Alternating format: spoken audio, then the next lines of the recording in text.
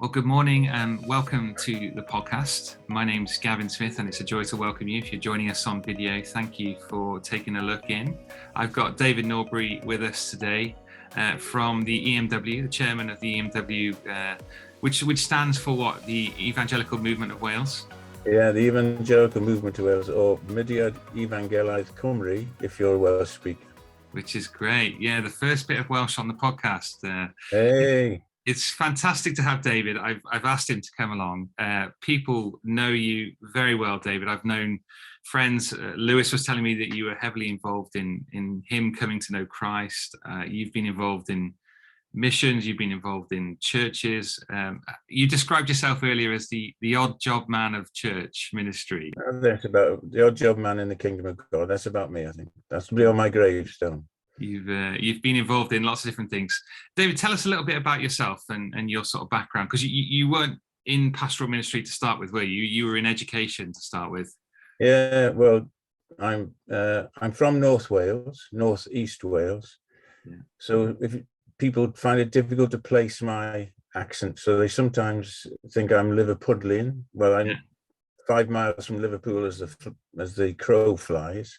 Yeah. But Northeast Wales, I was brought up, and a place called Connors Quay. Oh yes. We have a famous football team called Connors Quay Nomads.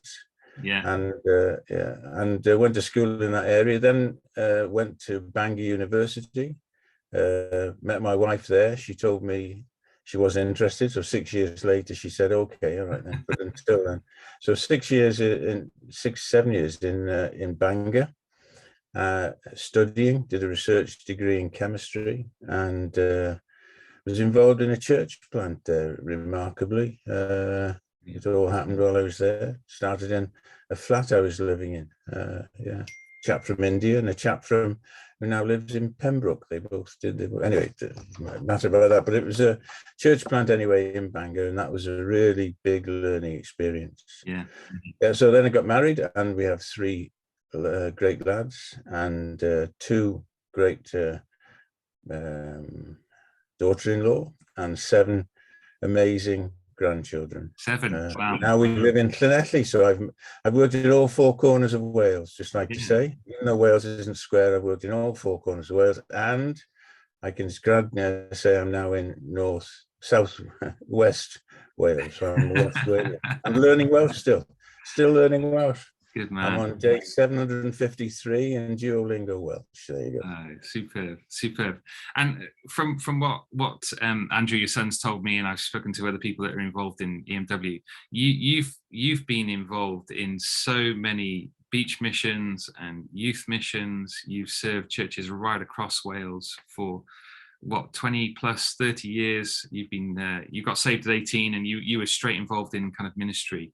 Tell us a bit about some of like the best missions that you've been involved in. All right. Well, all I've done is taken the next step. I've never sort of had great visions in one sense, except that I do have a great desire to get the gospel out, whatever way I can possibly do that, and encourage other people. So it's not about me, it's about building teams, developing individuals, and getting the gospel out. So that's me. So I guess I was involved in beach mission through a maths teacher in school who was a key person in my conversion. And so the beach missions have been great over the years. And now one of the encouraging missions is in Mumbles that we still do. So we're down to be there this year. So we use Blackpill, which is a great area. Lots and lots of folk come there, and Langland Bay. So we run 2 concurrent missions for a fortnight in Mumbles. So that's great. But I think perhaps the most exciting thing was going around Wales, and because I was involved in the Evangelical Movement of Wales, churches were happy to work with us, and so we were able to help churches to run missions, and it was very exciting. When 60 churches helped out, I think, and maybe 70 or 80 missions around Wales. Just was very, very encouraging, exciting to see how people just wanted to get the word out, and brought their friends, and some were converted. So an interesting time, really.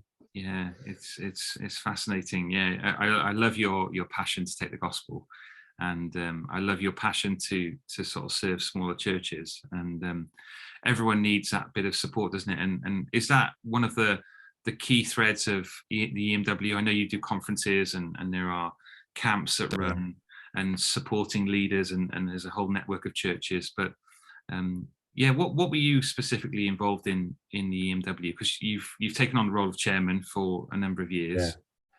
Yeah. Well, when I my professional career took me from teaching in North East Wales to being a science advisor to 380 schools in South West Wales, Dyfed as it was called then. Yeah. Then through to being an assistant director and head of school improvement in Newport with 80 schools and 25,000 pupils. So it was really that professional experience was excellent, and brought me into touch with loads and loads of people, and taught me a great deal really about how we can work with people, what people can do when they work together, and the importance of knowing your organization and knowing yourself. Lots and lots of things that were good. Anyway, that came to an end. It's interesting, really. Failure for me has led to success in different ways. I'm good at failure. So I didn't get the chief education officer post in Newport that I hoped I'd get, but I didn't. And that led to an early retirement, which was wonderful, really, because in Newport in those days, you didn't get early retirement. You know, that was just unheard of. So I got out a year early, which was amazing. And then they were scraping a battle in the Evangelical Movement of Wales. And there I was at the bottom without a job, and retired and a happy man. And so that's when I became General Secretary of the Evangelical Movement of Wales. Yeah. And I had no idea what I was letting myself in for, not the slightest clue, except that I'd run camps for years and been part of the camp system. So worked on that, knew about that. And then that really opened the door. It was just wonderful, really. An opportunity to work with lots of people across Wales, English and Welsh language, and to help run missions. But the big thing about Evangelical Movement of Wales was really serving churches. Yeah. What could we do to serve churches? What could we do that churches couldn't do or would find it difficult? So, for example, a small church can't run a camp. Yeah.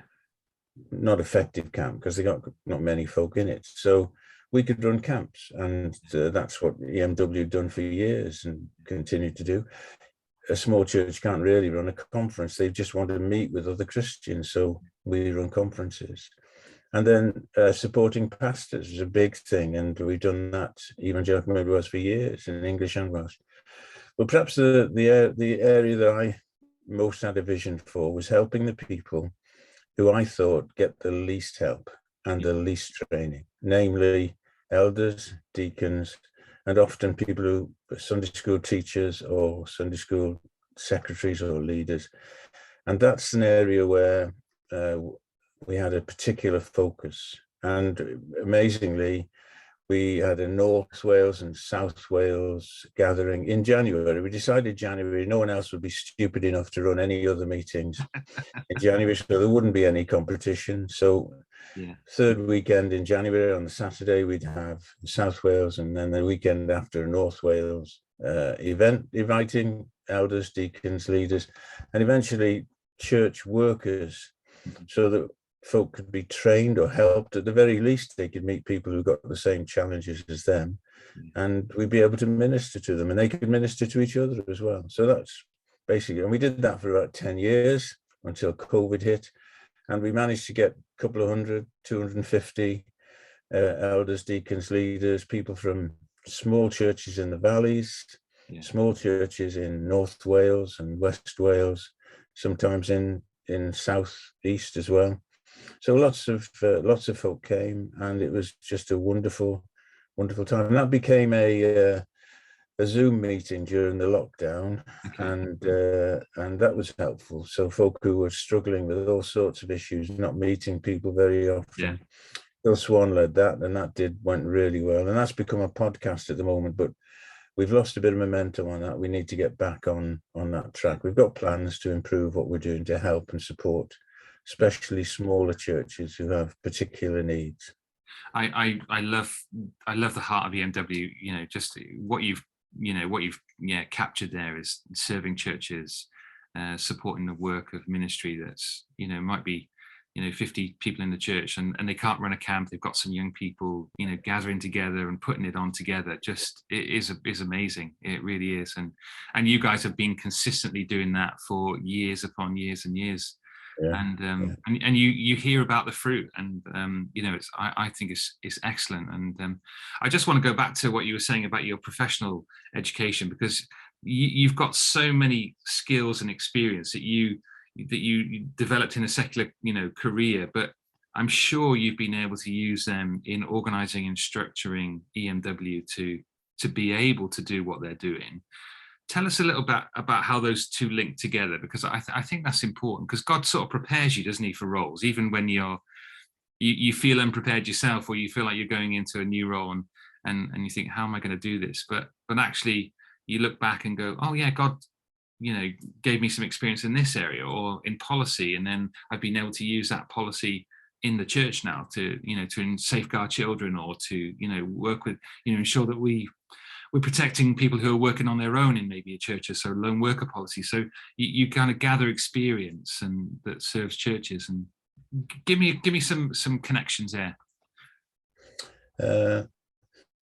Yeah, I think when I started with the Evangelical Movement of Wales, I was convinced that everything I'd done until then, and I say done, I'd been led. God took me step by step, you know, and everything I'd done had prepared me for that particular role.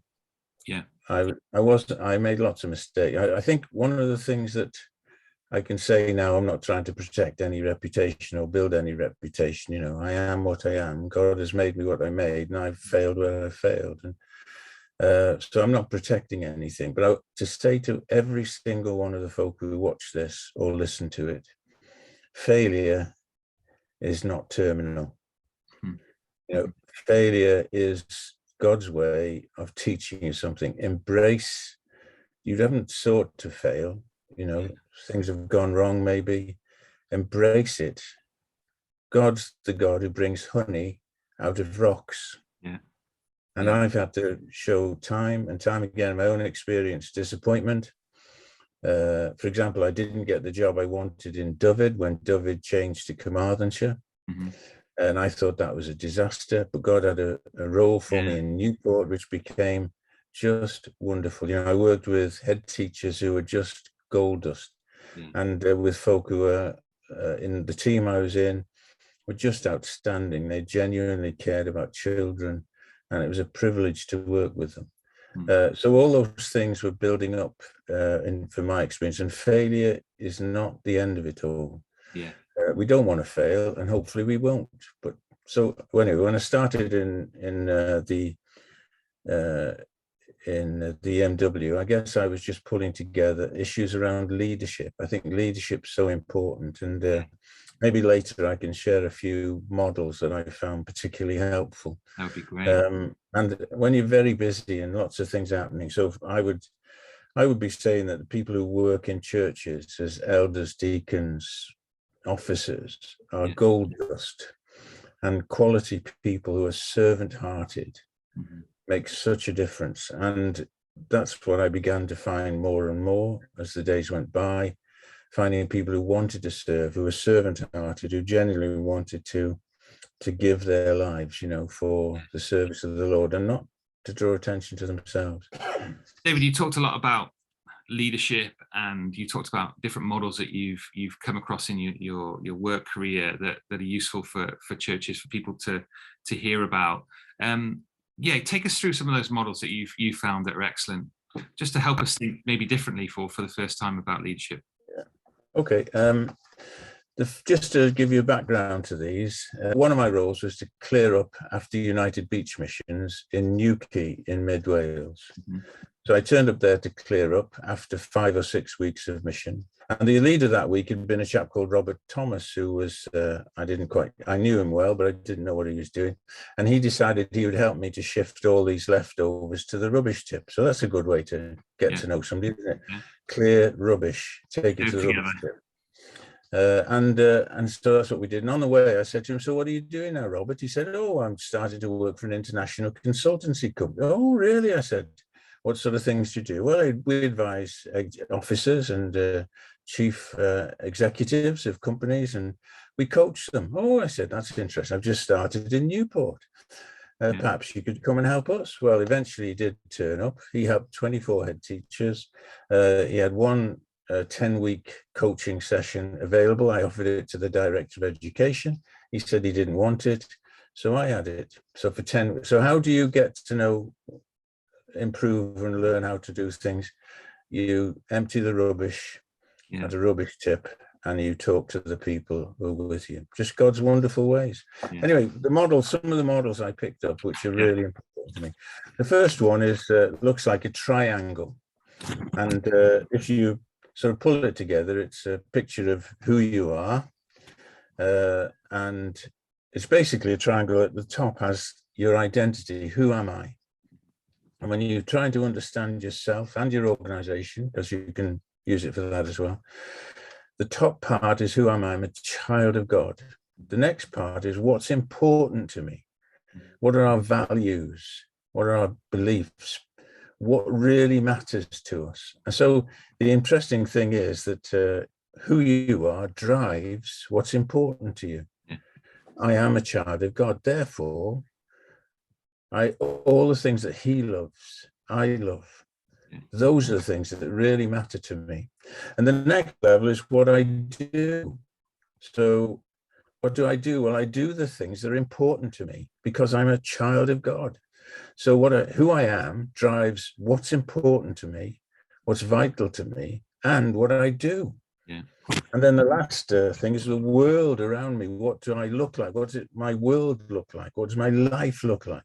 And that's all driven by what I do, what's important to me, and who I am.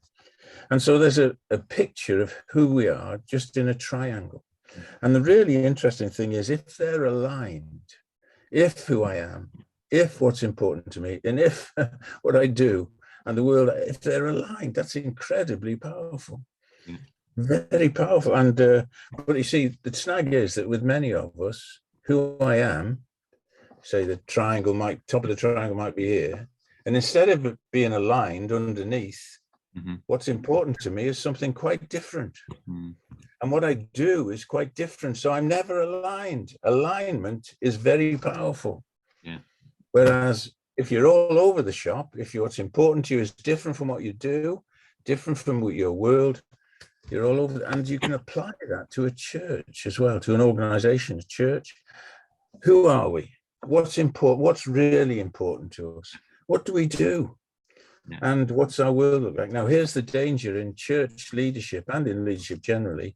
We go in at the level of what we do. But actually, that's not going to drive anything. What's going to drive change and drive us is who we are and what's important to us. Instead of us talking about what do we do all the time, we need to talk about those two higher levels, which drive. And so I find that incredibly helpful. So that's the first kind of model. What have you got in terms of sort of leadership and action-centered leadership? What have you got on that? Okay. Well, John Adair, when I was this is interesting. Failure leads to success. So it doesn't always feel that way. I was once asked if I would lead the introduction of combined science across Wales by the WJC.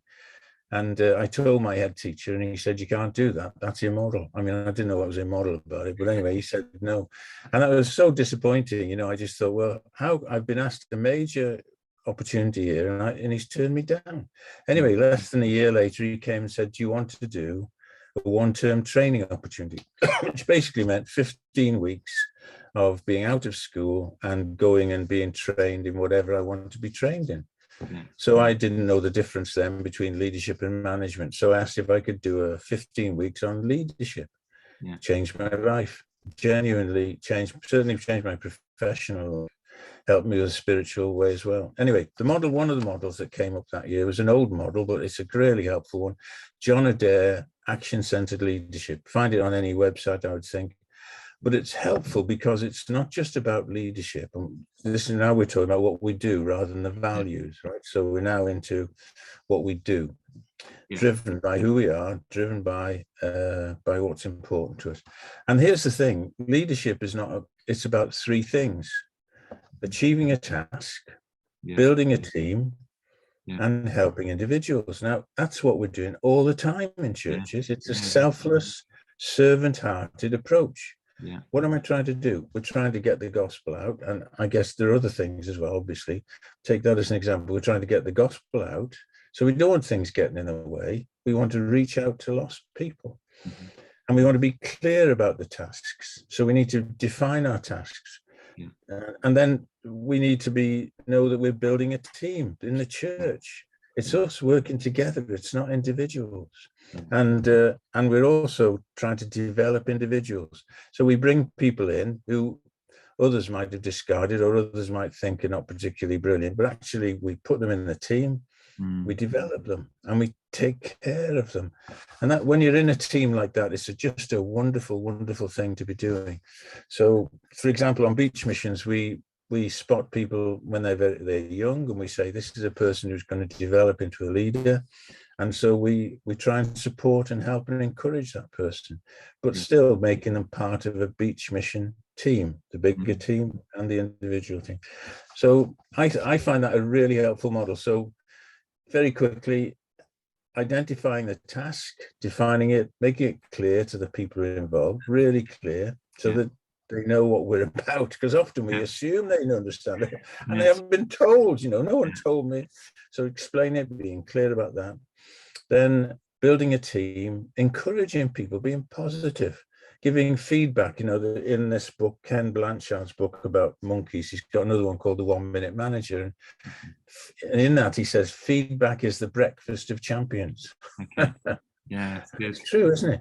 So to build a team, give good feedback, and then to develop individuals, matching jobs to people, not overstretching them, but then stretching them when you need to. So all sorts of things, but the model's fairly clear. It's an old-fashioned model, but really helpful. Really because it takes you away from I'm doing my little job to we're doing something much bigger here. Love it. Keep going. Tell me more. What else have you got here? So there's another model which is a really interesting model. And for me, this was a game changer in a big way. And we used this a lot when we were in Newport. It's basically understanding mindset. So knowing yourself and understanding other people. And basically you've got, it's called Herman brain dominance theory. It all started on the way to a rubbish tip. Anyway, so if you divide if you think of a quartile, so you divide your sheet or your screen into 4, then you ask how do people think? Now, this was rocket science to me when I heard it first. I thought everyone thought the same way as I did, right? I thought that if I thought it was a good idea, everybody would think this is a good idea. So I moved into Newport as an assistant director of education with a big team under me, and thinking, if I think of good ideas, they'll all think they're good ideas. What an idiot. So what I had to learn was that some people are built like me, and God has made us so that ideas are important to us, right? And so some people are ideas people. I was. But some people are not ideas people at all.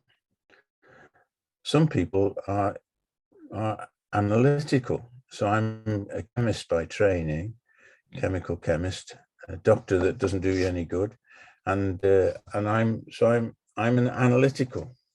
So I want to know about things. Tell me the information. But other people are not interested in the information. They're interested in people. And people are really important to them. But then other people are more interested in steps and process. So it's not about give me a good idea. It's tell me the steps I need to achieve to do this. Now, So here's an example. My wife is into people and steps. That's how God has made her. Yeah. I'm into ideas and analysis. So if you've got the four corners, I'm the top two corners. My wife is the bottom two corners. We live in two different worlds. And it took a long, long time to realize. This has So, helped for you example, married as well. Yeah, exactly. I'd come home and I'd say, Pat, I've just been asked to run a camp for 60 young people in Wales. Isn't that just truly wonderful? And her head would go down, not because she didn't want to do it. She loves camps. She became a Christian through camps. But she was thinking of the million steps that would need to be taken to keep these kids alive while I was leading the camp. So for her, so we were in different worlds. And one of the most important things to learn when you're in leadership is that the most powerful person in any situation is the person who can move into any of the mindsets. So, for example, if you were drawing it out, mine would be strong in ideas over here, strong in analysis, very weak in terms of steps and people. And I've learned that God has helped me to know that it's vital to be into people, and supporting people, and it's vital to be into steps. But there is another slide, which I think you'll be putting up. It's just very quickly associates what's important to people, what's important to people. For example, if you're into ideas, what's important to you, top right-hand corner, is freedom, variety, ideas, and risk. You're okay with risk. Yeah. If you're into analysis, what's important to you is achievement, accuracy, clarity, caution. If you're into people, trust is important to you, relationships are important, learning is important, warmth's important, feelings are important. Very different values, all within God's making of us all. And then if you're into process, this is really important. You're into control. You need to be in control. Yeah. You need to order. You need safety, stability, protocol. And what happened to me when I moved into Newport is here was I thrashing all these ideas out, and someone stopped me one day and gave me some feedback. And they said, we have more pilot projects in Newport than the Luftwaffe. I knew I was in trouble, and I had to listen. And these people were steps people. Yeah. And so bit by bit, we all learned in the team that we didn't think the same way. It wasn't because anyone was wrong. It was because of the way God had made us. Yeah. And in a team, to understand the different mindsets impact on what's important to them and what values they have is so important. Yeah. So instead of having friction in teams, you understand, oh, well, no wonder he said that, because people matter to him. And I should have been more caring about people. Or this person is in charge of finance, and control is important to them.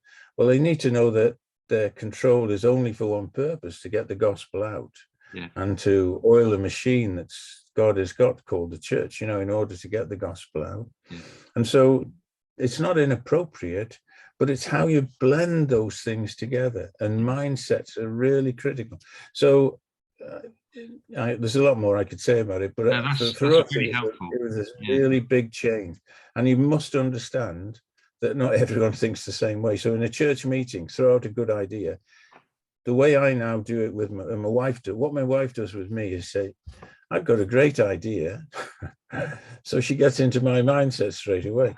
Whereas now I say, Pat, what steps shall we take to help these people to, right? And it's being loving in terms of understanding the way people think.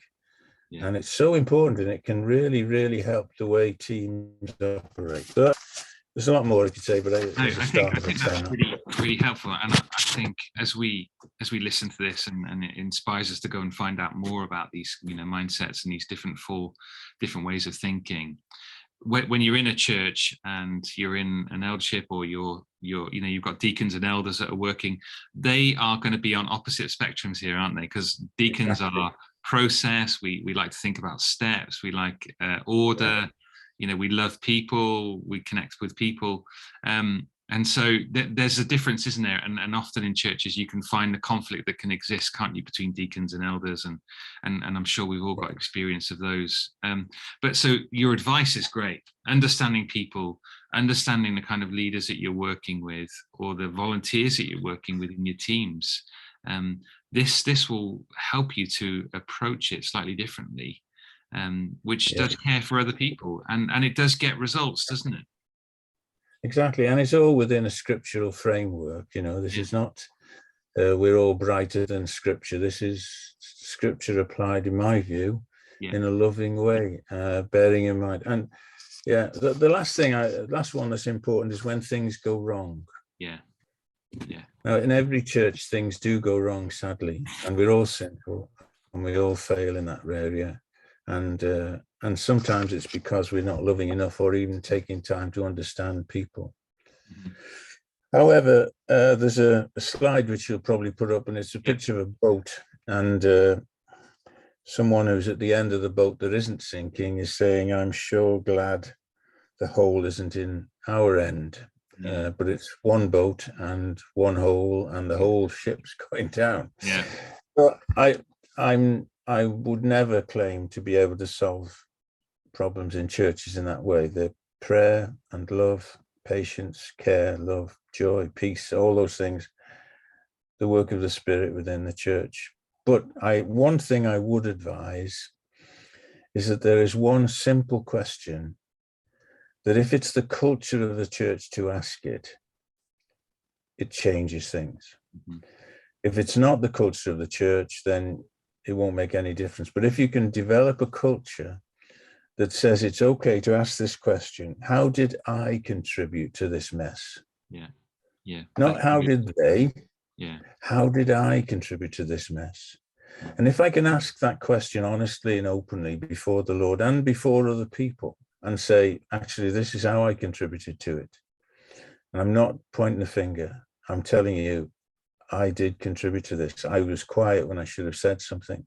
I said something when I should have been quiet, whatever it is. Or I knew about it, but I didn't have time to do anything. But whatever it would be, I contributed. And when you do that, and then you ask the question again, how can I not do that again? How can I make sure I don't contribute to that again? Then you're onto how can we improve out of this mess and learn from this mess. So learning from problems, and especially being able to ask it in a genuine way, how did I contribute to this? I think is a way of helping and diffusing and encouraging. There's a lot more to say on that, obviously, but there's a hint and a direction and an encouragement really to resolve things. No, I think that's great. Talk to us about what the EMW is doing to kind of support deacons and treasurers. Have you done anything over the last few years? We had weekly meetings in the lockdown, and themes and a little bit of Bible exposition, also talking about issues that are important to people. And that was helpful. And that's moved into a podcast, but our plan is to try and provide better support for deacons and elders. I mean, especially now, you talk about safeguarding. Serious mistakes can be made in that, and their profound impact, or just financial regulations, or charity commission issues. Just being clear on those things, and encouraging folk to work alongside those rulings, and lots of model issues being raised and so on. There's so much need. It doesn't stand still. In the past, you might be a treasurer and that was it. But these days, things are moving and you have to be on the ball. And it's great when you're not sure and you meet with someone, and it's not helpful when someone says you could read these 15 books. Thank you very much. I'm a busy person. I'm professionally stretched. I'm family stretched, and I'm stretched. And you're telling me to read 15 books. If I meet someone who actually points me to helpful documentation, goes through it with me, gives me the highlights. Yeah. I can then work through it. I know what I'm talking about, and be safeguarded from unnecessary error. So it's really supporting church. See, one of the dangers we've got is independence can become isolation. Yeah. And isolation is dangerous because when troubles hit, you're on your own. Yeah. But when if your independence becomes interdependence, then you're in a strong position because you're working together and folk are looking after your back, as it were, as you're looking for them. So it's really encouraging people to move from isolation to interdependence, but not in any sense lording it over anybody. You know, we're servants helping other servants, and we're trying to share good practice, which is what I was trying to do all the time I was working in education, get people to share good practice. And quite what happened in Newport, you know, with head teachers sharing good practice was truly amazing. What some of those head teachers did, and teachers, just amazing. And what's happening in churches across Wales is amazing. So a little church in Roach, when you drive into St David's from Haverfordwest, you wouldn't spot the church on the right-hand side in the middle of a field, Roach. But if you go to that church, some of the things that are happening there is genuinely amazing, and things that you can pass on to other people, you know, that they're doing, and we can learn from good practice there. And then up the valleys, other people doing great things, you know, working in schools and sharing the gospel, you know, again, great things that are happening around Wales, and be able to share that and learn from it and encourage those who are doing it, because they don't think there's anything special about it because they're doing it in their church, but actually it's very special. It's God's given them to do, you know. It's So it's so beneficial, isn't it, to link up with other churches, link up with other leaders, you know, to find a treasure in another church, and to have a coffee every couple of months. You know, I think that's a huge benefit. And I think if you know exactly what you're saying, if you feel like you're on your own, if you feel like you're in isolation, then reach out to EMW, reach out to FIC, reach out to the church office. There are places, aren't there, where you can go and connect. So big encouragement to do that.